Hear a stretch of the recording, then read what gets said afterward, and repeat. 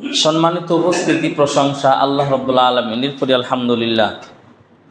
দরুদ ও শান্তি বর্ষিত হোক মুহাম্মদুর রাসূলুল্লাহ পরিষবে সাল্লাল্লাহু আলাইহি ওয়াসাল্লাম। সম্মানিত উপস্থিতি, আজকের জুমায় সংক্ষিপ্ত সময়ে আলোচনার বিষয়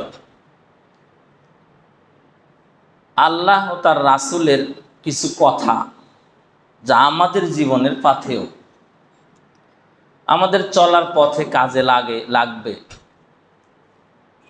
এবং যেখান থেকে কিছু উপদেশ আমরা গ্রহণ করা উচিত। যেহেতু আজকে আমাদের মসজিদের কমিটি নির্ধারণের একটা দিন, এজন্য সকলের জন্যই কিছু নসিহত তুলে ধরব, যা আল্লাহ এবং তার রাসূল করেছেন মানুষ সকলকে। পৃথিবীতে কেউ থাকতে আসেনি, সবাই চলে যাব একদিন পৃথিবী ছেড়ে। তাই তো ডিকশনারিতে বলা হয় দুনিয়াকে নশ্বর, যা থাকবে না, একদিন ভেঙে যাবে। পৃথিবীটা ক্ষণিকের জায়গা, যেখানে আসছি কয়েকদিনের জন্য। যেমন আব্দুল্লাহ ইবনে ওমরকে রাসূল সাল্লাল্লাহু আলাইহি ওয়াসাল্লাম কথাই বলেছিলেন যে দুনিয়াতে তুমি একজন স্বাভাবিক মানুষ হয়ে চলো, তোমাকে কে চিনলো কে চিনলো না এটা কোনো মুখ্য বিষয় নয়, এভাবে জীবনযাপন করো। কারণ এখানে তুমি মুসাফির, কয়েকদিনের জন্য আসো। এখানে এই কয়েকদিন থেকে তুমি এমন পাথেয় সংগ্রহ করো যেটা অনন্তকাল সুখের কারণ হবে। এই জন্য বিজ্ঞ মানুষের কথা, আল কাইয়িসু মান দানা নাফসাহু আমেলা বাদাল মাউত। সেই চালাক দুনিয়াতে, যে দুনিয়া নিয়ে টেনশন করে না, করে আখেরাত নিয়ে, আখেরাতের কর্ম দুনিয়াতে করে, সেই চালাক। আর সেই বোকা, সে দুনিয়ার এই রং তামাশা দেখে বিভোর হয়ে দুনিয়া নিয়ে মাতে থাকলো, ব্যস্ত থাকলো, হতে হতে আখেরাত ভুলে গেল। জ্ঞানীগণ তাই বলেছেন যে দুনিয়ার কত বড় নেতা তুমি, কত সম্মান মর্যাদা তোমার, কত বাড়ি গাড়ির মালিক তুমি, এইটা কিছুই নয়। এখন তোমার জীবনটা চলে যাক, তোমার হাতে 5টা টাকা ছিল, হয়তোবা নাতির সাথে কথা বলতে গিয়ে 5 টাকা তার কাছ থেকে নিছো, এই কথা বলে দেখি নাতি কি বলে, একটু পরেই দিবা। বলে না, ভাই দে তো রে, তোর কাছে টাকা, আমার কাছে 1 টাকাও নাই, দে তো টাকাটা।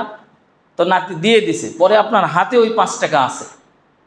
একটু পরেই আপনার হার্ট অ্যাটাক অথবা কোনো ধরনের একটা কারণে আপনি পড়ে গেলেন, হাতের মধ্যে টাকাটা থেকে গেল, এই অবস্থায় আপনার জীবন চলে গেল। বলেন তো এই টাকাটাও কি আপনি রাখতে পারবেন? এটাও পরে কাউকে না কাউ দিতে হবে বা কেউ না কেউ নিবে। তাহলে 5 টাকারও ক্ষমতা আপনার কাছে নাই, আপনি সাথে নিয়ে যাবেন, হাতের মধ্যে আছে, কিন্তু দুনিয়া আপনাকে ছেড়ে দেবে না। দুনিয়া আপনারও 5 টাকাও খুলে নেবে হাত থেকে। 5টা টাকা দিলে না দুনিয়া, তুমি এত নিষ্ঠুর, কত কিছু তোমাকে দিয়ে গেলাম, অথচ 5টা টাকা নিয়ে চলে যাব, তাও তুমি দিলে না, দুনিয়া দেবে না। তাহলে কিসের মোহ, কি অহংকার আপনার, কি আপনি বুঝাতে চাচ্ছেন, কি করতে চান আপনি? পিপিলিকার কাছে হাতি বিশাল কিছু। হাতি পিপিলিকাকে ভাবতে পারে আরে তোর কোনো দাম আছে নাকি, তো একেবারে আমার পা যদি উঠে দেই তাহলে কত দামি দামি কত শক্তিশালী জীবজন্তুকে আমি পরাস্ত করে দেই, আর তুই তো পিপিলিকা, তোর কোনো দাম আছে আমার কাছে? এই পিপিলিকায় হাতির কানে ঢুকে যখন কামড় দেয়, তখন হাতি বুঝতে পারে যে এর কত ক্ষমতা। কথিত আছে ফেরাউন তার স্ত্রীকে ডাক দিয়ে বলছিলেন, বা নমরুদ তার স্ত্রীকে ডাক দিয়ে বলছিলেন যে এই যে যে দেখো দেখো দেখো দেখো, এই হলো মশা, এর সাথে আমার যুদ্ধ। তো এরই চোট সহ্য করতে না পেয়ে পালায় বাড়িতে আসছে। তো বলছে যে এর নাম মশা, এটার সাথে তুমি পারলে না, আর এটা তো পা ভাঙ্গা, দেখো না এটার পাও ঠিক নেই, সেটাও ভাঙ্গা, আর এর সাথে পারলো না তোমার বাহিনী, এটা কথা হলো? এই বলতে না বলতেই একটা থাপ্পড় দিবে, মশাকে মেরে দিবে। দেখো আমি এক থাপ্পড়ে মেরে দিচ্ছি। বলে না যে একটা থাপ্পড় দিলে সহ্য হবে না, আর তুই আমার রক্ত খাচ্ছিস। এক মশার কামড়ে সারা রাত ঘুমোতে পারেন না, মশারি টাঙ্গানো আছে, খালি একটা ঢুকছে, ওটা মারতে মারতে আপনার আধা ঘন্টা ঘুম নষ্ট, কই রে খুঁজে পাওয়া যায় না। ওটি আবার আপনি ঘুমোতে না ঘুমোতে আবার কানের কাছে এসে ফেরে। তো এই বলতে না বলতেই নাকের ভিতর দিয়ে ঢুকে গেল। পরবর্তীতে তার যন্ত্রণায় শেষে মাথা ফেটে দুনিয়া থেকে বিদায় হতে গেল সামান্য মশা। কত ক্ষমতা তার! আকাশে তীর নিক্ষেপ করে আল্লাহকে হত্যা করারও চেষ্টা করেছিল নমরুদ। যা বলছিলাম, তাফসির যায় আসে আমাদের জন্য উপদেশ। তাফসির বিভিন্ন ধরনের থাকে, তাতে সত্যতা অসত্যতা অনেক কিছু থাকে। একটা ঘটনা সত্য তার টানায়া তাফসিরে অনেক ক্ষেত্রে এদিক ওদিক করে তাফসিরের মানটা নষ্ট করা হয়েছে। অনেক তাফসিরে এরকম দেখা গেল ঘটনা একটা তাফসিরে ব্যাপক বর্ণনা, তারাও তো লিখছে। তো আমরা ওইটা পড়ে যদি কিছুটা উপদেশ নেই, তাও এটা মনে করতে পারি যে সারা দুনিয়া চেনে কিয়ামত পর্যন্ত ফেরাউনকে কেউ ভুলবে না, নমরুদকে কেউ ভুলবে না। সামান্য মশাকে তাকে ছেড়ে দিয়েছে, মশার সাথে কি সে পেরেছিল? তো আপনার আমার ক্ষমতা কতটুকু, কতক্ষণই বা দুনিয়াতে আসি। একটু কিছু হলেই হাঁটতেছেন বাড়ি যাওয়ার পথে, হঠাৎ করে কি যেন কি হলো, হাঁটতে গিয়ে কোন রকটা যেন টান পড়লো, এই টানটা বাড়ি পর্যন্ত যার ভালো হয় না, এরপরে শুইছেন আর উঠতে পারেন না, কি হলো আর হচ্ছে না, হাঁটতে পারেন না, চলতে পারেন না, কি যে জ্বালা। আরে কি হলো, কিছুই হয়নি। আরে না হয়েছে কিছু, তোমাকে লাগছে মনে হয় না, লাগেনি তো। এই মসজিদ থেকে আসতেছিলাম, আসার পথে কি জন্য কোথায় টান পড়লো, তারপর থেকে অবস্থা। তাহলে আপনার কি দাম আছে বলেন তো, যদি এতটুকু ক্ষমতা রাখেন না। এই জন্য আল্লাহ বলছেন ওয়াখলিকাল ইনসানু যায়ফা, মানুষকে আমি দুর্বল থেকে দুর্বল করে তৈরি করেছি, তোমার কিচ্ছু দাম নেই। তুমি যে কত দুর্বল, তুমি যে কত দুর্বল, এটার বর্ণনাই দেওয়া কঠিন। সম্মানিত উপস্থিতি, তাই আজকের কথাগুলো আপনাদের জন্য যাই কিছু মনে করেন আমাকে বলতে হবে, যেহেতু আমি ক্ষণিকের জন্য হলেও দায়িত্বপ্রাপ্ত এখানে ইমাম, তাই আপনাদের জন্য কিছু নসিহত। দেখেন আল্লাহ বলছেন ইন্নামাল মুমিনুনা ইখওয়া ফাসলিহু বাইনা আখাইকুম ওয়াত্তাকুল্লাহ। মুমিন যে নিজেকে মনে করে, যেই নিজেকে মুমিন মনে করে, তার উচিত আরেকজন ভাই যে নিজেকে মুমিন মনে করে এই দুইজনের উপকার করা।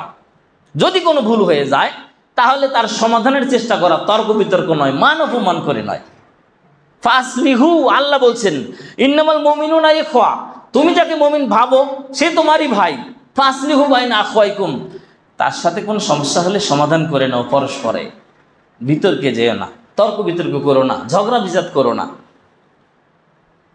মানুষই তো, সে তো ভুল করতেই পারে, ভুলই তো মানুষ করবে। ভুল তো করেছিল বাবা আদম আলাইহিস সালাম। মুসা আলাইহিস সালাম বলছেন যে আব্বা, তুমি এই কাজ না করলে আজকে কি আমরা দুনিয়াতে আসি, জান্নাতে কি মজার থাকতাম, কি ভালো থাকতাম। তুমি এই ফল খালে কেন, কেন এই কাজ তুমি করলে? তো মুসা আলাইহিস সালামকে আদম বলছেন যে আমার কি দোষ, তোমার কেতাবে লেখাইতেছে আল্লাহ যে মুসা আদম ফল খাবে বা নাফরমানি করবে, চলে যাবে। তা আমি কি করেছি, তা আল্লাহরই খেলা ছিল। যাই হোক, তা নয়, বিষয়টা এরকম, ভুল ছিলই। এই ভুল থেকেই মানুষ ভুলের উপরেই চলছে। কিন্তু ভুল মানুষ করে আল্লাহর কাছে ক্ষমা চাবে, ভুল মানুষ করে অনুতপ্ত হবে, নিজেকে ছোট করবে যে না ওটা আমার ভুল ছিল, ওটা বলা ঠিক হয়নি, ওই কাজটা করা ঠিক হয়নি। এইটা আল্লাহ চরম ভালোবাসেন, খুব ভালোবাসেন, এই কাজটা আল্লাহর খুব পছন্দ। আল্লাহ বলতে বলতে বললেন যে মানুষ ভুল করে যদি আমার কাছে ক্ষমা না চায়, ভুল করে যদি অনুতপ্ত না হয়, তাহলে ওই মানুষগুলোকে আমি রাখতে চাই না পৃথিবীতে। অন্য মানুষকে সৃষ্টি করব যারা ভুল করে আমার কাছে ক্ষমা চাবে। আমার কাছে ক্ষমা চাইলে আমার খুব ভালো লাগে, ওইটা আমার আলাদা অপশন।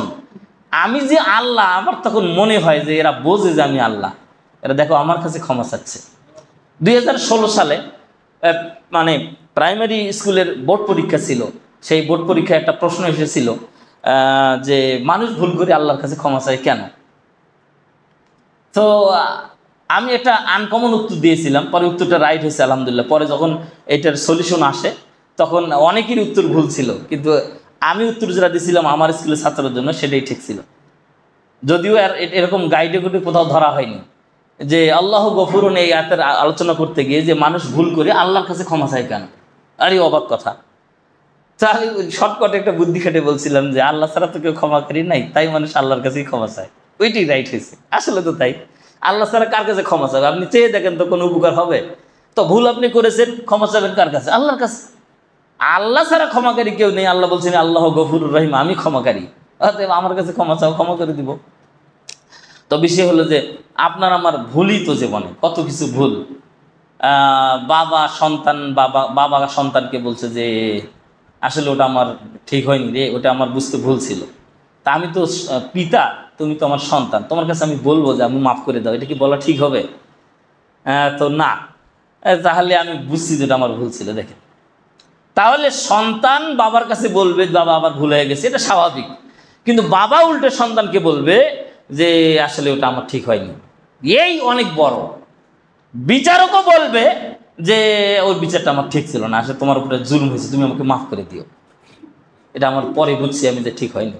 এটা আল্লাহ চাচ্ছেন। এই জন্য আল মুসলিম, ইসলামের নিকটে আপনার আত্মসমর্পণ হবে সর্বদাই, 24 ঘন্টা, যে কোনো মুহূর্তে আপনি আত্মসমর্পণকারী হবেন, এর নাম ইসলাম, এর নাম মুসলিম। তো আল্লাহ কথা বললেন ফাসলু বাইনা আখওয়াইকুম ওয়াত্তাকুল্লাহ, দেখো পরস্পরের সমাধান করে নাও আর আল্লাহকে ভয় করো। আল্লাহকে ভয় করো। যেদিন তুমি আল্লাহকে ভয় করতে পারবে না, সেই দিন বুঝবে তোমার ইমান মরে গেছে, তোমার ইমান নাই। যতক্ষণ তোমার আল্লাহর ভয় থাকবে ততক্ষণ তোমার ইমান ঠিক আছে। পাপ করছে, আল্লাহর ভয় হচ্ছে না, ইমানও কিছু বলছে না, তাহলে ইমান নাই, মরে গেছে। ইমান জীবিত থাকলে কিছু বলতো, এই কাজ করছিস কেন, এটা তো ঠিক হচ্ছে না। সেই ইমান যে কিছু বলে না, অনায়াসে করছি, যখন ইচ্ছে তাই করছি, কিছুই মনে হচ্ছে না, তাহলে ইমান আমার নাই, আমার ইমান মরে গেছে। আল্লাহ রাব্বুল আলামিন সূরা নিসায় বললেন ইয়া আইয়ুহাল্লাযিনা আমানু, হে পৃথিবীর মুমিনেরা শোনো, আতিউল্লাহ, আল্লাহর ইতাআত করো, ওয়া আতিউর রাসূল, আর রাসূলের ইতাআত করো, রাসূলের আনুগত্য করো। আল্লাহর কথা শোনো, রাসূলের কথা শোনো। এবং বললেন ওয়া উলিল আমরি মিনকুম, এবং তোমাদের মধ্যে যারা নেতৃত্ব দেয়, নেতৃস্থানীয় মানুষ যারা তোমাদের মধ্যে লিডারি করে, তোমাদের বিভিন্ন কাজের সহযোগিতা করে নেতা হিসেবে, তো তাদের কথা শোনো। এখানে বিভিন্নজন বিভিন্ন ব্যাখ্যা করলেও কারোটাই আলাদা হবে না। আল্লাহ যা বলেছেন রাসূল কি তার বিপরীত বলেছেন? না। তাহলে রাসূল যা বলেছেন মুমিনের মধ্যে নেতা কি তার বিপরীতে বলবে? না। তাহলে সবার কথা একই হবে, এটা আল্লাহ বুঝেছেন। এরপরে বলছেন ফাইন তানাজাতুম ফি শাইইন, বলতে গিয়ে হয়তো তোমার মতে মিল হচ্ছে না, ঝগড়া লেগে গেল বা একটা তর্ক বিতর্ক হলো, ফারুদ্দুহু ইলাল্লাহি ওয়ার রাসূল, তাহলে ফয়সালা আর কারো কাছে নেই, দেখো এই ব্যাপারে আল্লাহ এবং তার রাসূলের ফয়সালা কি আছে, ওর দিকে ফিরে যাও। দেখেন এজমা কিয়াস লাগলেও আল্লাহর নবী কোনোদিন বলে দেননি তার মুখে, বরং বিদায় হজ্জের ভাষণেও বলছেন আল্লাহ এবং তার রাসূলের কাছে ফিরে যেতে, বলছেন আল্লাহ এবং তার রাসূলকে আঁকড়ে ধরো, কোনোদিন পথভ্রষ্ট হবে না। এখানেও আল্লাহ বলছেন যে ফাইন তানাজাতুম ফি শাইইন ফারুদ্দুহু ইলাল্লাহি ওয়ার রাসূল, ঝগড়া বিপদ যদি মীমাংসায় না আসে তাহলে আল্লাহ এবং তার রাসূলের দিকে চলে যাও, সেই দিকে মনোনিবেশ করো, সমাধান আসবে। ইন কুনতুম তুমিনুনা বিল্লাহি ওয়াল ইয়াউমিল আখির, যদি তোমরা ঈমানদার হয়ে থাকো আল্লাহর উপরে এবং কিয়ামত দিবসকে বিশ্বাস করে থাকো। কেন? একটু নির্বিশ করলে কিয়ামতে আল্লাহ ধরবে, এই জন্য কিয়ামতের কথা বলছেন যে তুমি চিরদিন থাকবে না, চলে যাবে একদিন, কাজী সেদিন তোমাকে পাই টু পাই হিসাব দিতে হবে। আলা কুল্লুকুম রাইন ওয়া কুল্লুকুম মাসউলুন আন রাইয়াতিহি, প্রত্যেকেই তোমরা দায়িত্বশীল, প্রত্যেকের দায়িত্ব সম্পর্কে জিজ্ঞাসা করা হবে। তুমি উল্টোপাল্টা বলবে, তোমার মুখে প্যারাপ লাগিয়ে দিয়ে, মোহর লাগিয়ে দিয়ে পাকে জিজ্ঞাসা করা হবে, হাতকে জিজ্ঞাসা করা হবে, তোমার চামড়াকে জিজ্ঞাসা করা হবে, তারা শট করে সব বলে দেবে, বাঁচার কোনো কায়দা নেই। এই জন্য সাবধান করে বলছেন যে ফাইন তানাজাতুম ফি শাইইন ফারুদ্দুহু ইলাল্লাহি ওয়ার রাসূল ইন কুনতুম তুমিনুনা বিল্লাহি ওয়াল ইয়াউমিল আখির। শেষে বলছেন যে জালিকুম খায়রুল লাকুম, অর্থাৎ এটাই তোমাদের জন্য উত্তম, আহসানু তাবিলা, এটাই তোমাদের জন্য কল্যাণকর, এটাই তোমাদের জন্য ভালো। এর বিপরীতে যাওয়ার কোনো সুযোগ নেই। আপনি আপনার বিবেক, আপনার বুদ্ধি দিয়ে অনেক কিছু বলতে পারেন, কিন্তু আল্লাহ এবং তার রাসূলের কাছে ফিরে যান মাথা নত করে, এটাই আপনার জন্য কল্যাণ হবে। সম্মানিত উপস্থিতি, আয়াত বেশি নিয়ে অনেক আয়াত থাকলেও দুইটি আয়াত যেহেতু সময় স্বল্প, রাসূলের কিন্তু মুখনিসৃত বাণী বলছি। রাসূল সাল্লাল্লাহু আলাইহি ওয়াসাল্লাম বলছেন, আবু হুরায়রা রাদিয়াল্লাহু তাআলা আনহু বলেন যে রাসূল সাল্লাল্লাহু আলাইহি ওয়াসাল্লাম বলছেন আল মুসলিম আখুল মুসলিম, একজন মুসলমান আরেকজন মুসলমানের ভাই। আল্লাহু আকবার। অন্য জায়গায় উদাহরণ দিতে বলছেন যে পায়ের একটা আঙ্গুলে একটু কষ্ট লাগলে মাথার চান্দি কথা বলে, ওখানে কত আঘাত, কি কষ্ট, ওইখানে একটু লাগাছি তখন সারা শরীর নড়ে উঠছে। কেন? ওই জায়গায় খবর হয়ে গেছে, সারা দেহ সব জায়গায় কাজ করতেছে, মানে সব জায়গায় ব্যথিত ওই জায়গার কারণে, অথচ পায়ের আঙ্গুল। তাহলে সবার সাথে সবার একটা এমন কানেকশন, মানে রক্তের সম্পর্কের মতো। এই জন্য রাসূল বললেন, আল মুসলিম আখুল মুসলিম, ভাইয়ের সাথে তোমার সম্পর্ক যেমন রক্তের, তেমনি একজন মুসলমানের সাথে তোমার সম্পর্ক হবে এরকম রক্তের সম্পর্কের মতো। বলে বলছেন, লা ইজলিমুহু ওয়ালা ইয়াকজুলুহু, খবরদার জীবনে কখনো তার উপরে জুলুম করো না। খবরদার, তুমি একজন মুসলিম আরেকজন মুসলিমের উপরে জীবনে কখনো জুলুম করো না। জুলুম কি? জোরে কথা বলা। তুমি জানো আমার চেয়ে মুরব্বী, তাহলে তার একটা সম্মান আছে আমার চেয়ে বেশি, অতএব রাসূল বলছেন তুমি তার সামনে জোরে কথা বলতে পারো না। যদি জোরে কথা বলো এটাও জুলুম হবে, আর এই জুলুমের জন্য তার কাছে ক্ষমা নিতে হবে। কত কঠিন! প্রায় আমি বলে থাকি, ভাতিজা খালি বলছে যে চাচা চুপ করো, তুমি এখন বুঝবে না এসব, তুমি চুপ করো, তুমি কি বোঝো? কথা তো সত্য, আসলেই তো চাচা কিছু বোঝে না। এখনকার রাজনীতি মানে আগেকার রাজাদের নীতি নাই, এখনকার রাজনীতি মানে সব দুর্নীতি আর কূটনীতি। তো এইটা তো চাচা বোঝে না, ঠিকই তো কথা। এখন চাচার ফোনটা আসলে কোনো মতে একটা বাটন টিপ দিয়ে ধরতে পারে, আর ফোন দিলে নাতিক বলে তুলতরে নাম্বারটা, তারপরে ওই জায়গায় টিপ দিয়ে দিতে পারে। চাচা তো এর বেশি জানে না। কথা তো ভাতিজার ঠিক, কিন্তু ভাতিজের কথা বললেই চাচার হাত ধরে ক্ষমা না নিলে ভাতিজার ক্ষমা হবে না, ভাতিজার আর জান্নাত হলো না। আল্লাহ বলছেন ওটা শুনছি আমি, কিন্তু ওটার লেখা আমার নয়, ওইটার হিসেব কিতাব আমার কাছে নয়, ওইটার আমি বিচার করতে পারবো না, ওটা তার ব্যাপার, ওটা চাচার সাথে মিটিয়ে নেও। আল্লাহ, এই জন্য খুব সাবধান, আপনি একটু জুলুম করতে পারবেন না। জুলুম যদি এইরকম হয় যে জুলুমটা মিশনের কোনো বুদ্ধি আপনি পেলেন না, তাহলে কিয়ামতে ওই জুলুমের বিচার হবে সবার পরে। বিচারের মাঠে একদিন সমান 50,000 বছর, দুনিয়ার সমান, দুনিয়ার 50,000 বছর সমান কিয়ামতের একদিন। তো একদিন যদি কিয়ামতের মাঠে থাকতে হয়, তাহলে 50,000 বছর দুনিয়ার থাকলে যা হবে এতটুকু থাকতে হবে, তাহলে বিচার হবে আপনার সব শেষে। তাহলে আপনার কতদিন থাকতে হবে? খুব কঠিন। এই জন্য জুলুম করবেন না, খুব সাবধান যে এই কথা বললাম, এই কাজ করলাম, এটা জুলুম হলো কিনা। ওয়ালা ইয়াকজুলুহু, অপমান করবেন না। অপমান করলে খুব ভালো লাগে। ওই যে দুনিয়াবি শিক্ষিত যারা, তারা বলছে যে ঢেল মারলে পাটকেল খেতে হয়। বোকা, ঢেল দিলে পাটকেল খাবে কেন? বিশ্বনবী পৃথিবীর শ্রেষ্ঠ নেতা, পৃথিবীর শ্রেষ্ঠ নেতা, সে নেতা চর মারলে তার হাত ধরে বলেছেন যে লাগেনি তো, আপনার হাতে লাগেনি তো। বলছে আব্দুল্লাহর বেটা মোহাম্মদ, জানো জানো ছেলে, আব্দুল্লাহর ছেলে মোহাম্মদ সন্ত্রাস সৃষ্টি করছে, থাকা যাবে না এলাকায়। তাই নাকি? তাহলে কি চলে যাচ্ছে এই দেশ ছেড়ে? খুব খারাপ ছেলে আব্দুল্লাহর ছেলে মোহাম্মদ, খুব সন্ত্রাসী। তো বুড়িমা, তুমি তো এই চরে বালুর মধ্যে যেতে পারবে না, তাহলে আমাকে পোটলাটা দাও, আমি একটু নিয়ে যাই। আচ্ছা ঠিক আছে বাবা, তুমি খুব ভালো। তো পোটলাটা নিয়ে যখন পার করে দিয়েছে, ওই পারে গিয়ে দিয়ে চলে আসতেছে, তখন বুড়ি জিজ্ঞাসা মন চিন্তা করলো যে আচ্ছা এই ছেলেটা তো ভালো, তো একটু পরিচয়টা নেই, তাও তো নিলাম না, এটা হলো। তখন ছেলেকে ডাক দিয়ে বলছে, বাবা বাবা শোনো শোনো শোনো, তোমার নাম কি বাবা? তুমি খুব ভালো ছেলে, তুমি এই বালুর মধ্যে আমাকে সহযোগিতা করে পার করে দিলে, তো তোমার নাম কি? বলছে যে আপনি যে আব্দুল্লাহর বেটা মোহাম্মদ ভয়ে পালাচ্ছেন, আমি সেই মোহাম্মদ। কি তুমি এত ভালো, আমি তো জানিনি। তার মানে দূর থেকে মানুষের মুখে শুনছে, আরে সন্ত্রাসী, অতএব পালা। আল্লাহু আকবার, সম্মানিত উপস্থিতি। তাহলে আপনার নেতা বলল যে যদি তোমারই ঘর ভাঙ্গে কেউ, তাহলে তুমি তার ঘর বাঁধিয়ে দাও। তোমাকে যে পর করে তুমি তাকে আপন বানাও। আর তুমি বলছো কি না, ঢেল দিছো তাহলে পাটকেল খাও। তুমি যে বোকা, তোমার শিক্ষা যে বোকা, তোমার শিক্ষা বোকা নীতি, তোমার বোকা শিক্ষা, তোমার এই শিক্ষার 5 পয়সা দাম নাই। এই শিক্ষা দিয়ে জাতি কোনদিন উন্নতি লাভ করতে পারে না। তাই তো তুমি এই কথা বলো। রাসূল সাল্লাল্লাহু আলাইহি ওয়াসাল্লাম বললেন, ওয়ালা ইয়াকজুলহু, খবরদার কাউকে কষ্ট দিও না, অপমান করো না। কী লাভ আপনার বলেন? আপনি তাকে কষ্ট দিয়ে আপনার কী লাভ? আপনার সহ্য হলো না তার কথা, আপনি চলে যান।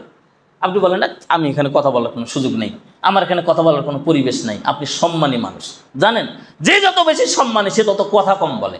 তাকে যদি অপমান করা হয় চুপ করে চলে যায়। এবং সর্বোচ্চ প্রতিশোধ হলো চুপ থাকা। বড় বড় জ্ঞানীদের বই পড়ে দেখবেন সর্বোচ্চ প্রতিশোধ হলো চুপ থাকা।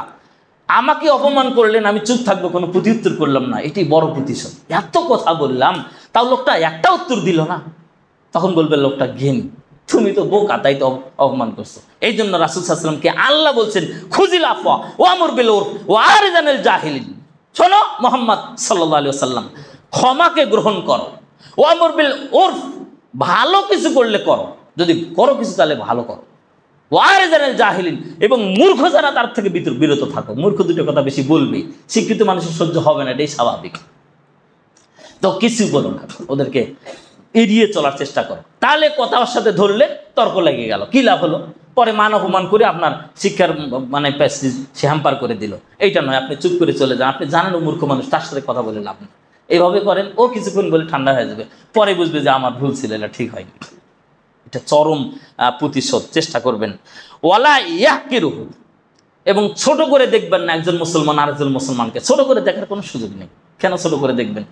আপনি যে তাকে ছোট করে দেখছেন, অথচ আল্লাহ জিবরাইলকে বলছেন, জিবরাইল জি, ওই যে একটা লোক হাটে যায়, দেখো ও তো ভ্যান চালক, ওই যে পশুরামপুর গ্রামের ভ্যান চালক, ও মাঝে মাঝে কামলাও দেয়, ও তো একেবারে নিচু। আরে নিচু মানে ওকে আমি খুব ভালোবাসি, তুমি জেনে রাখো, তোমাকে বললাম বলে আল্লাহ বলছেন আরো ফেরেশতাদের জানায় দাও, ওকে আমি খুব ভালোবাসি। তখন জিবরাইল বলছে আল্লাহ আমিও ভালোবাসি। তখন ফেরেশতাদের বলছেন যে আল্লাহ নাকি ওকে ভালোবাসে, আমি জিবরাইলও ভালোবাসি, তোমরা বলছে আমরাও ভালোবাসি। তাহলে সবাই ভালোবাসার ওই অঙ্ক আস্তে আস্তে আস্তে আস্তে প্রথম আসমানে আসে। তখন প্রথম আসমানে ফেরেশতাকে ডাক দিয়ে অন্য ফেরেশতারা বলে, জানো ওই যে রহিমউদ্দিন হেঁটে যাচ্ছে, ও কামলা হতে পারে, ও ভ্যান চালক হতে পারে, কিন্তু আল্লাহ ওকে ভালোবাসে, জিবরাইল ওকে ভালোবাসে, আসমানের সব ফেরেশতা ওকে ভালোবাসে, তোমরা বলছে আমরাও ভালোবাসি। তাহলে বলে দাও দুনিয়াবাসীকে, খবরদার তার ক্ষতি করতে পারবে না। আপনি তাকে মূল্যায়নই তো করেন না, কিন্তু দেখেন ভালোবাসা কোত্থেকে আসে। আপনি তাকে ছোট করতে কোনোদিন পারবেন না। আজকে তাকে ছোট করে দেখছেন কেন? আপনি এমএ পাস তাই, আর সে আন্ডার মেট্রিক তাই, সে পাশ করেনি তাই, কে বলছে? আমি চাঁপাইনবাবগঞ্জে এক বাড়িতে জাগির থেকে 4 বছর পড়ালেখা করছি। তো ওই যে বাড়ির মোড়ল বলা হতো, যে বাড়ির অভিভাবক, সে গ্রামের নেতা, সে আমাকে মাঝে মাঝে করতো, আলামিন জি আমার হাতটা ঘুরিয়ে সইটা করে দাও তো। আমি বললাম যে বরব্বা, এইভাবে বলতাম তাকে, ইয়ে মানুষ, বরব্বা আপনি সইটা শেখেন তো আমি শিখে দেই। আর সই শিখে কি হবে? অথচ সারা গ্রাম নেতৃত্ব দেয়। কথার ওজন কি, ওয়েট কি, কে বলছে আপনাকে এই হতে হবে ওই হতে হবে? কোথায় আছে সেটা? এই জন্য ইব্রাহিম আলাইহিস সালামের যখন দাড়ি চুল পাকলো, তখন আল্লাহ বলছে, আল্লাহ এগুলো কি? বলছে সম্মান। তার মানে সম্মান আপনার চেয়ে যে বড়, সে আপনার চেয়ে সম্মানী, সে যেই হোক ওটা নয়। একই কাতারে দাঁড়িয়ে শিক্ষিত মূর্খ সালাত আদায় করতে হয় কেন? আল্লাহর হুকুম, এখানে সবাই সমান। তার মানে দিনের ক্ষেত্রে সবাই সমান। আপনি দুনিয়ার বিদ্যা অর্জন করে শেষ করছেন, কিচ্ছু যায় আসে না তাতে। ধর্মের ক্ষেত্রে ও 5 ওয়াক্ত সালাত জামাতে পড়ে, ও মাঝে মাঝে উঠে তাহাজ্জুদ পড়ে, আপনি তো তাও করেন না। বলেন তো কে সম্মানী? আমি কয়েকদিন আগে একজনকে বলছিলাম যে আপনার ওই যে 6টা রোজা শেষ হয়েছে? বলছে হ্যাঁ হয়েছে। আমার না হয়নি, জানেন? বলেন তো কে বেশি ভালো? আপনি। কেন? এখন যদি আমি মারা যাই তাহলে আমার 2টা রোজা হলো না, আপনার 6টা হয়েছে, আপনি বিজয়ী, আমি হারিয়ে গেছি। আপনি না ইমাম মানুষ? আরে আমি ইমাম মানুষ, তাতে কি যায় আসে? কিসের ইমাম মানুষ? নেকির কাজে সবাই সমান, যে আগে করবে সেই বেশি ভালো। আপনি দেখেন আগে করছেন, আমি পরে, এখন আমার করা শেষ হয়নি, তার মানে আমি আপনার চেয়ে পিছনে আছি, এটা ভাববেন আপনি। আপনি কি মনে করেন? সবসময় ভাববেন আরেকজনকে ইমানে আমলে কে বেশি ভালো, সে আপনার চেয়ে প্রিয়।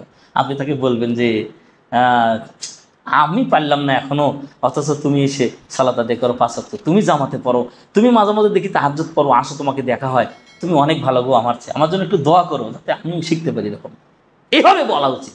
আপনি কিসের বড়াই করেন? আপনার এই বড়াই মানায় না, আপনার এটা ঠিক নয়। এরপরে রাসূল সাল্লাল্লাহু আলাইহি ওয়াসাল্লাম বললেন, আত্তাকওয়া হাহুনা, শোনো পরহেজগারিতা এখানে, পরহেজগারিতা এখানে, ভয় এখানে। তুমি যে মুত্তাকি, তুমি যে ইমানদার, তোমার এখানে তার প্রমাণ। এটা তোমার ঠিক, তাহলে তুমি ঠিক। এমনি মুখে মুখে দেখে কোনো আপনি ওয়াইশিরিল্লাহ সাদরি সালাসা মাররান 3 বার ইশারা করে রাসূল সাল্লাল্লাহু আলাইহি ওয়াসাল্লাম দেখে দিলেন যে আত্তাকওয়া হাহুনা। তাকওয়া হলো অন্তরের ব্যাপার, তোমার অন্তর কি বলছে। এই জন্য রাসূল সাল্লাল্লাহু আলাইহি ওয়াসাল্লাম বলছেন যে ইন্নাল্লাহা লা ইয়ানজুরু ইলা মানে ইন্নাল্লাহা লা ইয়ানজুরু ইলা সুওয়ারিকুম ওয়ালাকিন ইয়ানজুরু ইলা কুলুবিকুম ওয়া আমালিকুম। আল্লাহ অন্তর দেখে বিচার করবেন, আপনার চেহারা, আপনার ধনজন, আপনার মান সম্মান, আপনার কত ক্ষমতা ছিল, এটা বিচার করবেন না। এইভাবে এটা দেখে বিচার করবেন না, সম্মানিত উপস্থিতি। এই জন্য এইভাবে চলার চেষ্টা করবেন। রাসূলের বাণী বলছি, আমি বানানো কোনো কথা বলছি না। এরপরে বিহাসবি ইমরিন মিনাস শাররে আন ইয়াহকিরা আকাহুল মুসলিম। এরপরে রাসূল বললেন সবচেয়ে খারাপ মানুষ সেই, সবচেয়ে খারাপ মানুষ সেই যে আরেক মুসলমান ভাইকে ছোট করে। আল্লাহ, জীবনে কখনো ছোট করছেন কাউকে? তাহলে আপনি খারাপ মানুষ। রাসূলের এই কথা শুনেছিলেন? জীবনে কাউকে কোনোদিন কাউকে ছোট করেছিলেন? তাহলে আপনি খারাপ মানুষ। আপনি খারাপ হলেন কেন? আপনি তাকে ছোট করলেন কেন? আপনি জানেন সে ছোট কিনা?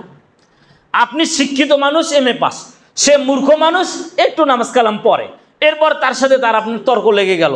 তখন তার হঠাৎ মনে পড়লো ইমাম সাহেব একদিন বলছিল যে তর্ক করা শুরু করার পরে যে আগে তর্ক ছেড়ে দিবে জান্নাতে তার জন্য ঘর তৈরি করা হবে, আমি তর্ক ছেড়ে দিই, আমার জন্য একটা ঘর তৈরি হোক। আচ্ছা ঠিক আছে, আপনি যা বোঝেন করেন, আমি আপনার সাথে তর্ক গেলাম না। এই যে ও জান্নাতে ঘর পেয়েছে আর আপনি ঘর ছাড়া বাড়ি যান।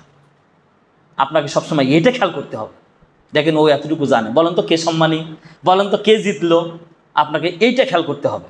আপনি মনে করতেন যে আমার গলার জোর বেশি তাই আমি ইচ্ছা মতো বললাম, না আমার ক্যাপাসিটি বেশি তাই আমি বললাম, আমি একটু কূটনীতি দুর্নীতি বুঝি তাই আমি তা করলাম, না এটা কিচ্ছু না। এই ছোট্ট দুনিয়াতে এত ভাবনা আপনার ভাবা উচিত নয়। এরপরে বললেন কুল্লুল মুসলিম আলাল মুসলিমি হারামুন, প্রত্যেক মুসলমানের উপরে হারাম আরেক মুসলমানের জন্য দামুহু, তার রক্ত, যে কোনোভাবে তার এক ফোঁটা রক্ত যেন না ঝরে। জানেন আল্লাহ বলেছেন পৃথিবীবাসীকে ডাক দিয়ে, কাবা ধ্বংস হোক কিচ্ছু যায় আসে না, দুনিয়া ধ্বংস হোক কিচ্ছু যায় আসে না, কোনো মুসলমানের কোনো কারণে এক ফোঁটা রক্ত যদি হয় এক ফোঁটা রক্ত যদি জমিনে ঝরে, সারা দুনিয়ার সব মানুষকে আমি জাহান্নামে দিয়ে তার প্রতিশোধ নিব। আমি মুসলিমের রক্ত ঝরাতে রাজি নই। মুসলিমই তার রক্ত ঝরবে কেন?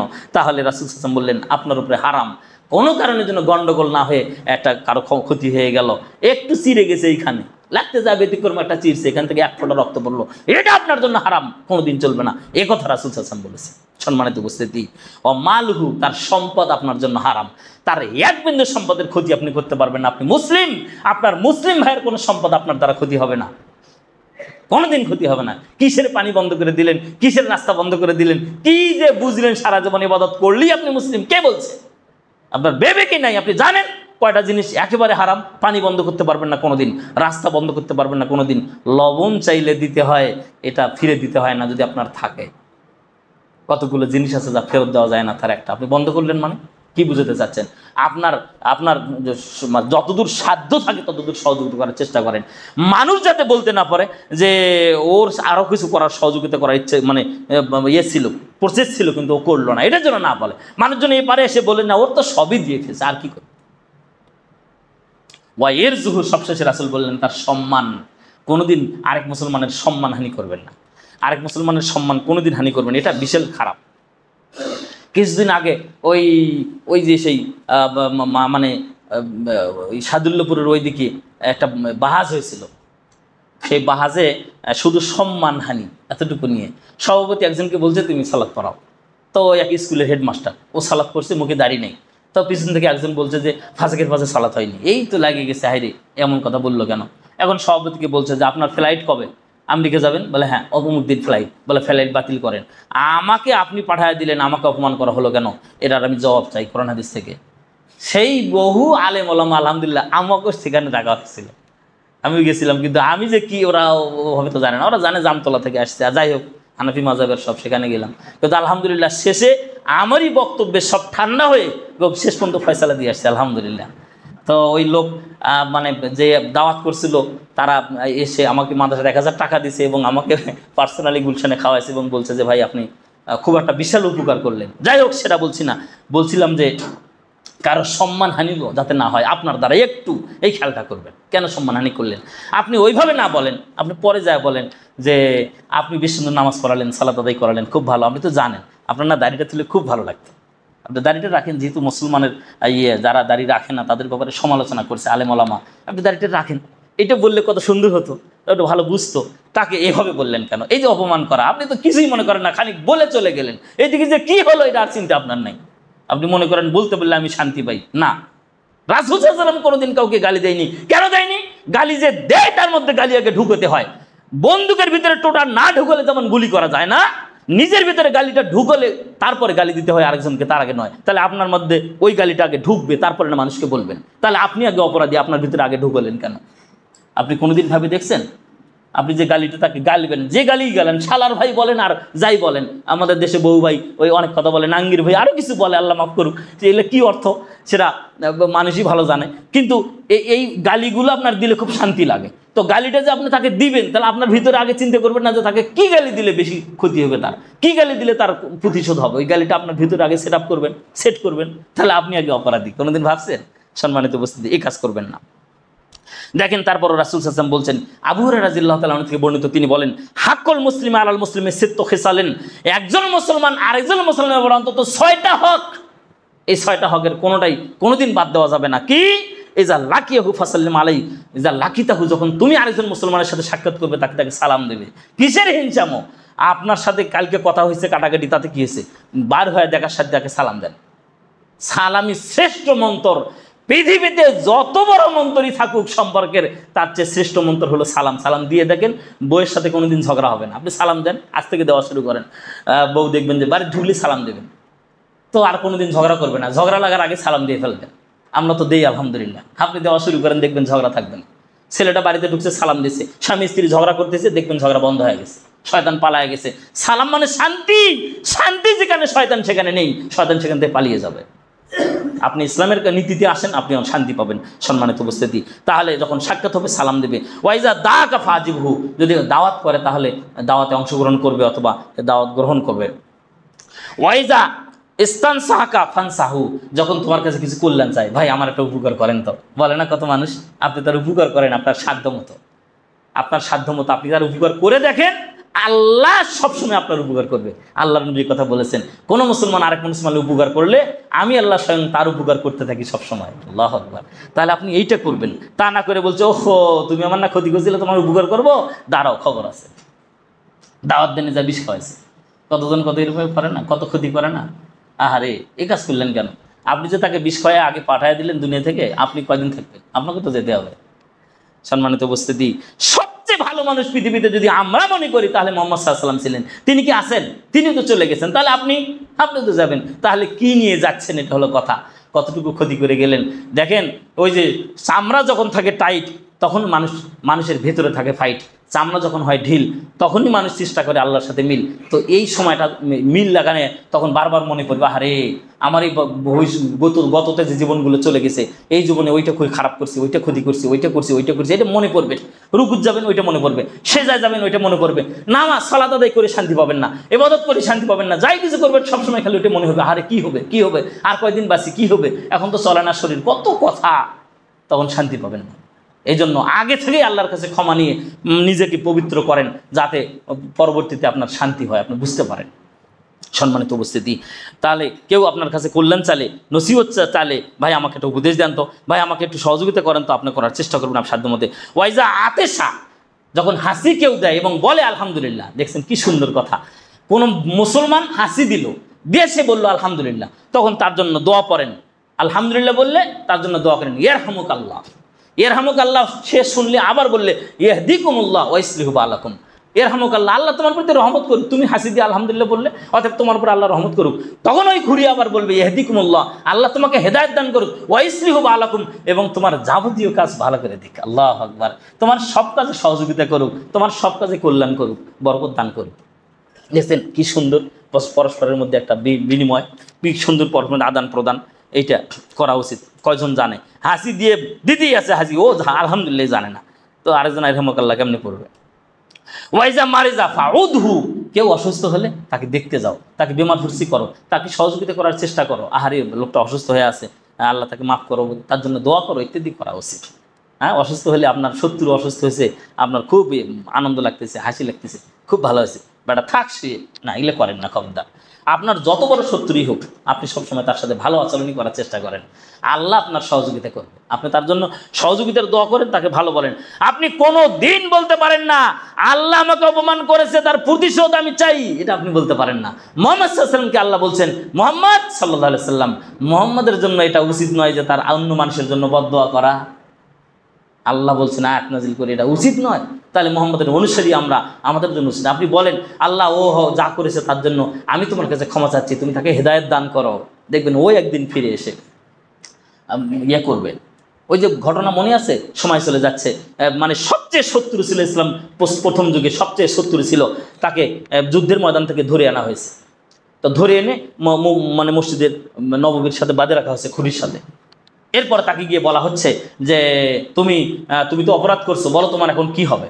তখন বলছে ইন তাকতুল যা দামিন ওয়াইন তনিমালা শাকিরিন, যদি আমাকে হত্যা করো তার প্রতিশোধ নেবে আমার বংশ, যদি আমার কাছে বিনিময় চাও, কত টাকা চাও আমি দিব, আমার টাকার অভাব নেই, যদি আমাকে ছেড়ে দাও তাহলে শুকরিয়া করা হবে। এসে রাসূলকে বলছেন যে ও তো এই কথা বলে, আচ্ছা ঠিক আছে থাক, তাকে আদর আপ্যায়ন, খাওয়া দাওয়া, যা কিছু, কোনো কিছুর অভাব নেই, সব ঠিক আছে, খালি বেঁধে রাখছে। এরপরে পরের দিন আবার জিজ্ঞাসা করে, একই কথা সে বলে। তৃতীয় দিন জিজ্ঞাসা করে, একই কথা বলে, যদি আমাকে হত্যা করো হত্যার প্রতিশোধ নেওয়া হবে, যদি আমার কাছে বিনিময় চাও, কি চাও তাই দেওয়া হবে, যদি আমাকে ছেড়ে দাও তাহলে তোমাদের শুকরিয়া করা হবে। তখন রাসূল বললেন ওকে ছেড়ে দাও। 3 দিন পরে যখন ওকে ছেড়ে দিল, তখনও চিন্তা করলো, আরে কি ব্যাপার, এরা তো মনে করছিলাম গরিব দুঃখী, টাকার খুব অভাব, তাই যা ইচ্ছে তাই চাবে, একটা সুযোগ পাইছে, আমি বড় ব্যবসায়ী মানুষ, নিবে তো, টাকারও এদের দরকার নাই। এরপরে এরা খাওয়া আদর আপ্যায়নও যা করার করলো, এরপরে আমাকে ছেড়ে দিল, এটা কি হলো। তখন ও যায় আর এই চিন্তা করে, করতে করতে করতে করতে সামনে এক পুকুরে যা গোসল করে এসে বলছেন যে আল্লাহর নবী, আমি তো বুঝিনি যে আপনি কি মানুষ, দূর থেকে আপনাকে কত কি ভাবছিলাম, কিন্তু কাছে এসে 3 দিন থেকে বুঝলাম আপনি কত বড় মানুষ, অতএব আমি ইসলাম গ্রহণ করব, আমি আর কাফের থাকতে চাই না। এসে আশহাদু আল্লা ইলাহা ইল্লাল্লাহ ইসলাম গ্রহণ করলেন। এর নাম কি? সততা। এর নাম কি? প্রতিশোধ। দেখেন কিচ্ছু বলেনি, আগে তার সাথে ভালো ব্যবহারের কারণে বিজয় লাভ করলেন। ওমর রাদিয়াল্লাহু তাআলার জন্য আল্লাহর রাসূল দোয়া করলেন যে আল্লাহ তুমি ওমরকে কবুল করো দিনের জন্য। মানুষ বলছে তরবারি নিয়ে আসতে তো শেষ করবে, বলছে ওর পথ ছেড়ে দেবো, আসুক, কোনো সমস্যা নেই। এর আগে আল্লাহর সাথে দোয়া করছেন, আল্লাহ তুমি 2 উমরের কোনে এক ওমরকে, আবু জেহেলের নামও ছিল ওমর, 2 উমরের কোনে এক ওমরকে দিনের জন্য কবুল করো। ওমর এই হতে হতেই দোয়া কবুল। এসে রাসূলের কাছে বসে বলছেন যে আল্লাহ রাসূল আমাকে ইসলাম গ্রহণ করেন, আমি মুসলিম হব। সম্মানিত উপস্থিতি, শুধু ভালো ব্যবহারে আপনি আরেকজনের সাথে ভালো ব্যবহার করে দেখেন, আপনার কল্যাণই হবে, কোনোদিন অকল্যাণ হবে না। খারাপ ব্যবহার কেন করবেন বলেন তো? আপনি যে কারোর সাথে খারাপ ব্যবহার করে দুনিয়া ছেড়ে চলে গেলেন, কাল দিন পরে যে আপনি মারা গেলেন, তখন মানুষ এই সমালোচনা করবে, লোকটা খুব খারাপ ছিল, কেন এটা করবে? আপনি চলে যাবেন, তখন মানুষ আপনার জন্য আফসোস করে বলবে লোকটা খুব ভালো ছিল রে, এরকম লোক পাবো না, সে লোকটাকে আমরা হারালাম। এইটাই না হওয়া উচিত, এটা না মানুষ করবে। এটা না হয়ে আপনার জন্য সমালোচনা মানুষ করবে কেন? রাসূল সাল্লাল্লাহু আলাইহি ওয়াসাল্লামের সামনে দিয়ে একটা জানাজা যাচ্ছিল, তখন রাসূল সাল্লাল্লাহু আলাইহি ওয়াসাল্লাম, সাহাবীগণ বসেছিলেন, তারা বললেন আল্লাহ রাসূল লোকটা খুব ভালো ছিল। তখন রাসূল বললেন ওয়াজাবাত। সাহাবীগণ বুঝলেন না কি রে ওয়াজাবাত কি। একটু পরে আরেকটা লোক যাচ্ছিল, লাশ হিসেবে তার খাটলি যাচ্ছিল, তখন রাসূল সাহাবীগণ বললেন এই লোকটা খুব খারাপ ছিল। তখন রাসূল বললেন ওয়াজাবাত। পরে তখন এক সাহাবী বললেন আল্লাহর নবী, আপনি ওই যে আগে যে লোকটা যাচ্ছিল ভালো বললাম, তাও বললেন ওয়াজাবাত, পরে গেল খারাপ, তাও বললেন ওয়াজাবাত, কি ব্যাপার রাসূল, বুঝলাম না। তখন বললেন যে তোমরা যাকে ভালো বললে না, তার জন্য তোমরা জান্নাত অপরিহার্য করে দিলে। আল্লাহু আকবার। তোমরা যাকে খারাপ বললে তার জন্য জাহান্নাম অপরিহার্য হয়ে গেল। তার মানে কি, আপনার সমালোচনা কেন হবে? কেউ চলে গেলে তার জন্য আপনার ভালো দিকগুলো আলোচনা হবে, তার জন্য যাতে ভালো আলোচনা হয়, এই ভালো কাজটা আপনাকে করে দিতে হবে। আপনি কয়দিনের জন্য আসছেন, কেন এরকম হবে? সম্মানিত উপস্থিতি, আল্লাহ তুমি আমাদেরকে বুঝ দান করো, আমরা যেন পরস্পরের প্রতি হিংসা না করে সবাই সবার নিজেকে চিনে, প্রত্যেকে নিজেকে চেনার চেষ্টা করি, একটু ভালো হওয়ার চেষ্টা করি। আল্লাহ তুমি ভালো মানুষ হিসেবে আমাদের জীবনে বেঁচে রাখো, ভালো মানুষ হিসেবে হায়াতে বেঁচে রাখো, ভালো মানুষ করে পৃথিবী থেকে বিদায় নিতে পারি তৌফিক আমাদের দান করো। আল্লাহুম্মা আমিন। ওয়াইজা মাতা ফাত্তাবাহু, যদি মারা যায় তাহলে তার জানাজায় অংশগ্রহণ করা, শরীক হওয়া, এটা একজন মুসলমান হিসেবে আরেকজন মুসলমানের উপর দায়িত্ব, আমরা এটা করার চেষ্টা করব। নওয়াস ইবনে সামান রাদিয়াল্লাহু তাআলা আনহু বলেন, সাল তো রাসূলুল্লাহ সাল্লাল্লাহু আলাইহি ওয়াসাল্লাম আনিল বীর, আমি রাসূলকে একদিন জিজ্ঞাসা করলাম আল্লাহর নবী পাপ কি, আল্লাহর নবী পুণ্য কি, আল্লাহর নবী নেকি কি, আল্লাহর নবী পাপ কি, এটা আমি জিজ্ঞাসা করলাম। তখন রাসূল সাল্লাল্লাহু আলাইহি ওয়াসাল্লাম বললেন আল বিররু হুসনুল খুলক, জানো ভালো ব্যবহারটা হলো নেকি, ভালো ব্যবহারই হলো নেকি। তোমার ব্যবহারটা ভালো, তোমার কথা শুনলে মানুষ পছন্দ করে, এইটাই নেকির কাজ।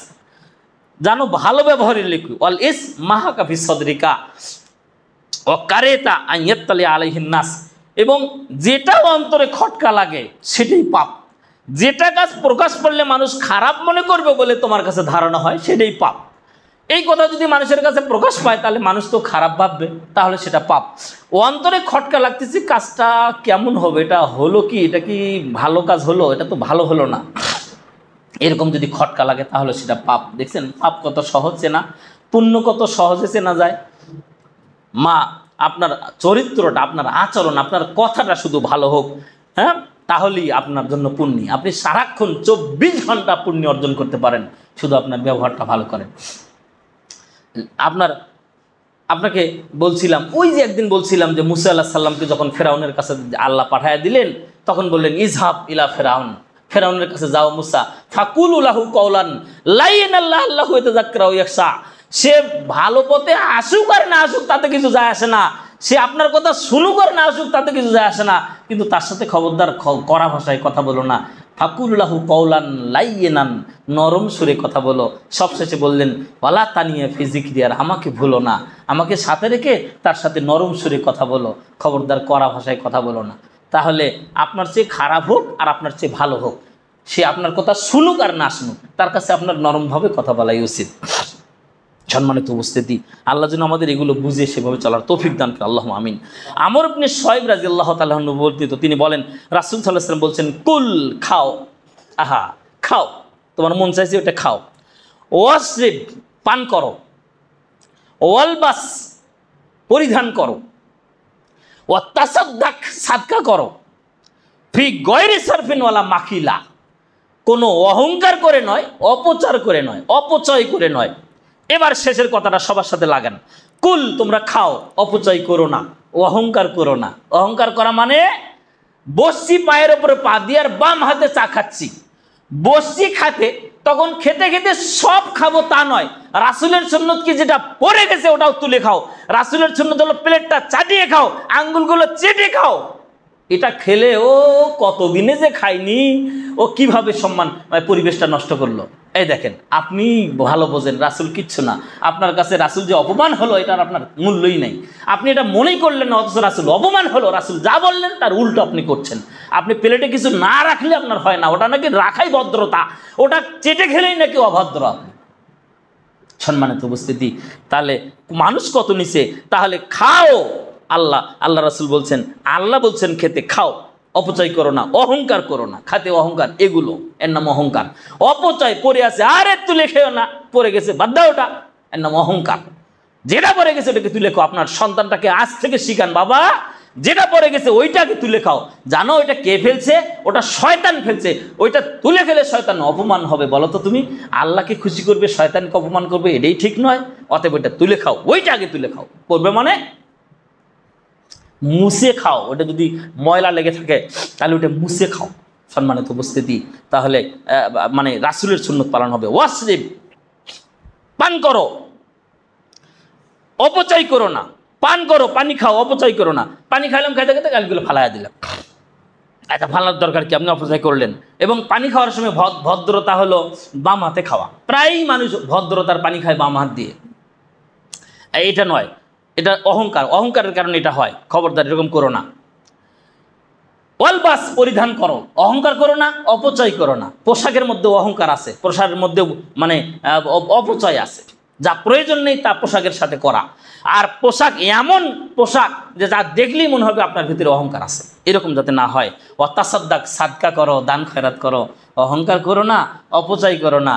ও মসজিদে তো দান করে, ও ওই যে মানে যে খারাপ সেরও দান করে, ও খেলাধুলো হলে সেখানেও দান করে, ও যাত্রা গানের ওখানেও দান করে, ও আবার মসজিদেও দান করে। এরকম নয়, অপচয় করো না আর অহংকার করো না। অহংকার কি? দানে অহংকার কি? আরে আমি যদি দান না করি, আমি এই যে সামনে ইলেকশন করব, আমি দান না করি, আমি তো রানিং মেম্বার আছি, আমি চেয়ারম্যান আছি, আমার এই আছে, আমি দান না করি, মানুষ কি বলবে? আচ্ছা ঠিক আছে নিয়ে যা, যা এটা কর। পরে ওরা আসছে চাঁদা তুলতে, নিয়ে যায়, ওরা ওই ইয়ে খাবে, কি খায়, ওই বোতল খায় না কি খায়, এগুলো খাবে। তাও দিল কেন? আমি ইয়ে আছি, এগুলো করা যাবে না। বরং বলতে হবে যে বাবা তোমরা তো, আমি তোমাদের টাকা দিচ্ছি, কিন্তু তোমরা আমার কাছে ওয়াদা দাও এই টাকা তোমরা অপচয় করবে না। এই টাকা যদি তোমরা অন্য পথে ব্যয় করো তাহলে আল্লাহ তোমাদের ধরবে, আমি দায়ী নই, তোমরা আমাকে কথা দাও। সম্মানিত উপস্থিতি, আবু হুরায়রা রাদিয়াল্লাহু তাআলা আনহু বলছেন যে মান আহাব্বা আন ইয়াবসুতা লাহু ফি রিজকিহি ওয়া ইয়ানসাউ লাহু ফি আসারিহি ফালিয়াসিল রাহমাহু। মান আহাব্বা, যে ভালোবাসে, আন ইয়াবসুতা লাহু রিজকাহু, তার রিজিকটা বাড়ুক দিন দিন, তার রিজিকটা বাড়ুক দিন দিন।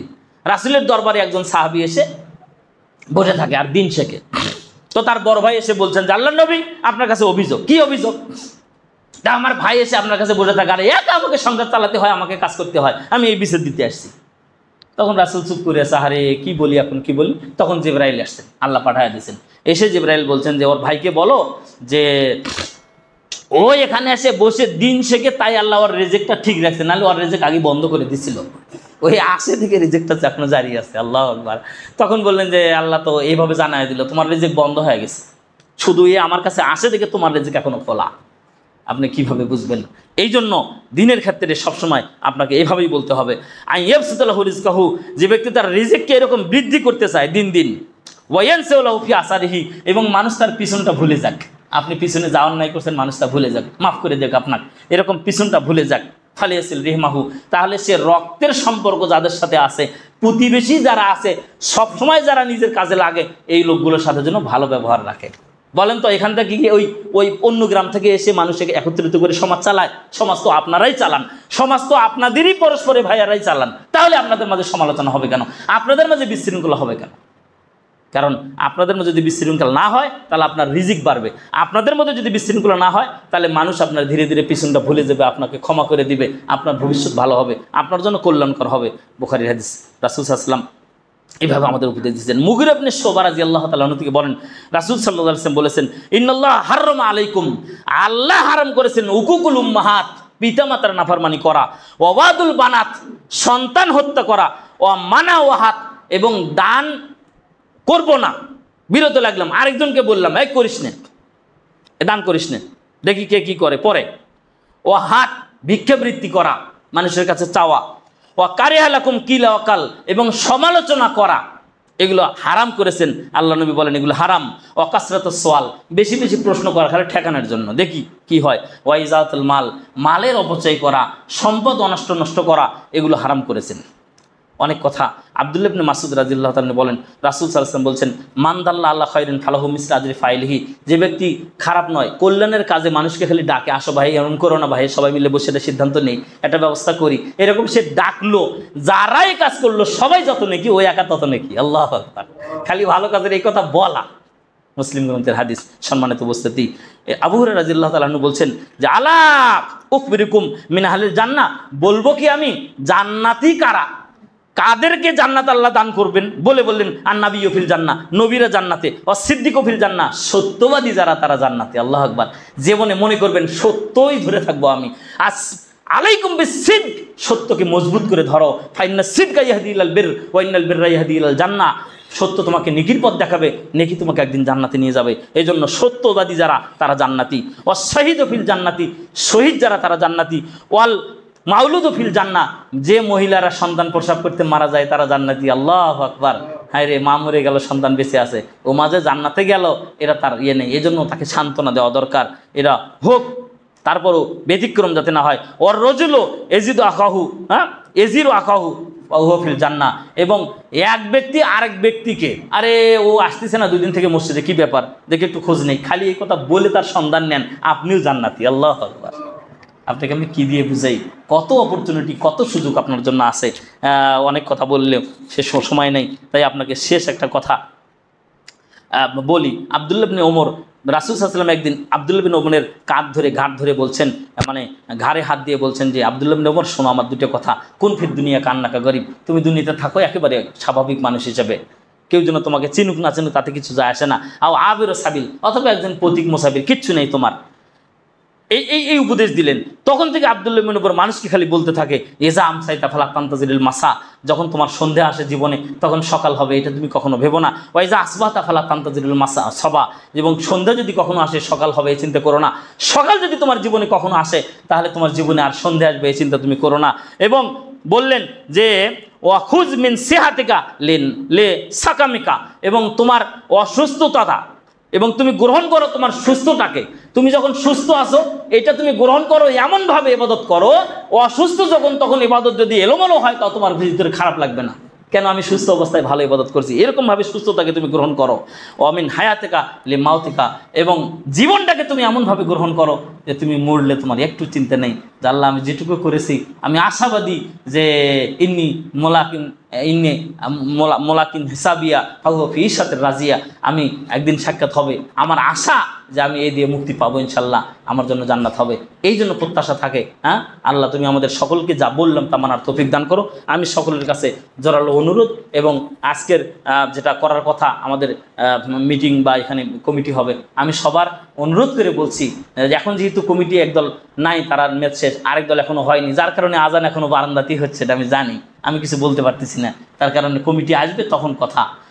তো এই জন্য এটা আরও যাতে সমাধান হয় দ্রুত, এটা একটা ব্যবস্থা। এবং আজকে স্বতঃস্ফূর্তভাবে সবাই থাকবেন, যারা সই করছেন তারা, এবং যারা করেননি তাদের জন্য আমি 10 মিনিট সময় দেবো সই করার জন্য।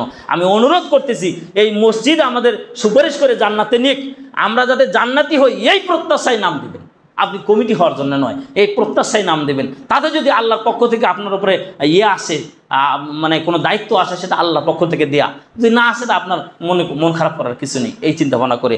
সর্বশেষে আমাদের ওই মেডিকেলে চান্স পাওয়া একজন ভাইয়ের ছেলে বা মেয়ে শুনছি আমি, তার দোয়া চাইছে, আল্লাহ তুমি তাকে আরও ভালোভাবে দিনের খাদেম এবং মানে দিনকে বুঝে দিনের পথে চলে যাতে সে করতে পারে, চলতে পারে, এবং তার আরও সফলতা ভবিষ্যতে আমরা কামনা করছি। আল্লাহ মাকসির মালহু আলাদাহু ওয়াতিল উমরাহু আগফিরালাহু বারিকলাহু ফিমা রাযাকতাহু। আর সাথে ওই আচ্ছা সে বলবো ইনশাল্লাহ, ঠিক আছে। আমাদের যে বাবুল ভাই আসছেন উনি কথা বলবেন, আপনারা বিয়ের পরে থাকবেন ইনশাল্লাহ।